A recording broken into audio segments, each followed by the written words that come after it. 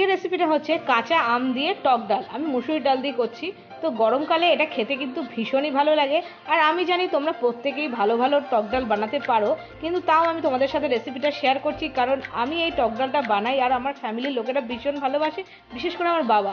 তো ভাবলাম তোমাদের সাথে শেয়ার করি আমি কিভাবে করি, সেটাই আজকে চলো তোমাদের সাথে শেয়ার করছি।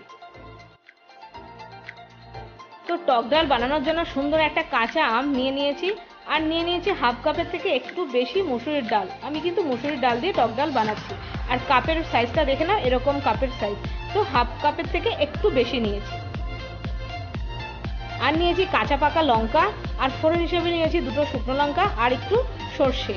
তো কাঁচা আমটা কিন্তু দেখতে ভালো লাগে, আর টক ডাল খেতে ভীষণ ভালো লাগে। আর নিয়ে নিয়েছি পরিমাণ মতো নুন, হলুদ হাফ চামচ, আর হাফ চামচ চিনি মানে মিষ্টি। তো এটা তোমাদের পছন্দ মতন কমাতে বা বাড়াতে পারো। তো চলো মুসুরির ডালটাকে আগে ধুয়ে নিয়ে ভিজিয়ে রাখি। আমি মোটামুটি 1 ঘন্টা মতন মুসুরির ডালটাকে ভিজিয়ে রাখবো। তো ভালো করে আগে ধুয়ে নিই প্রথমে। তো আমি ডালটা ভালো করে ধুয়ে নিয়েছি। এবার খানিকক্ষণ ভিজিয়ে রাখবো, মানে সোক করতে দেবো।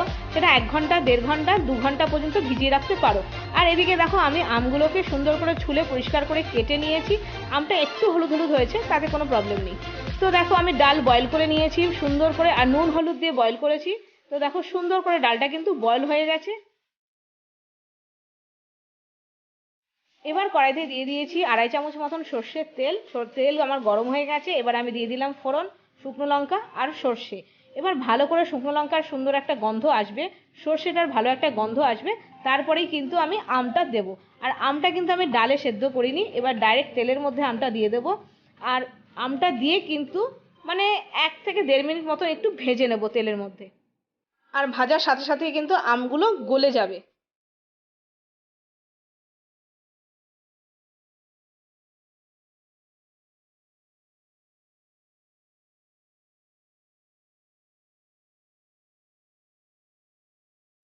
তো দেখো আমটা ভেজেছি, বোঝাই যাচ্ছে হালকা হালকা রং ধরেছে।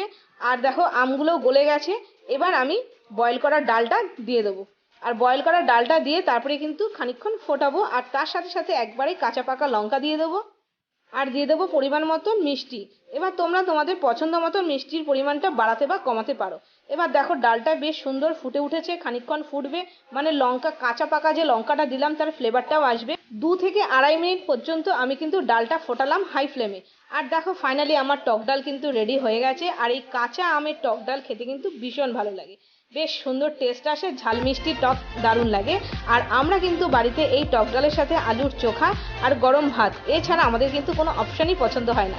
তোমাদের টক ডালের সাথে কি খেতে ভালো লাগে তোমরা কিন্তু আমাকে কমেন্ট করে জানাতে পারো। তো আজকের রেসিপিটা এই পর্যন্তই, দেখা হচ্ছে নতুন একটা রেসিপির সাথে।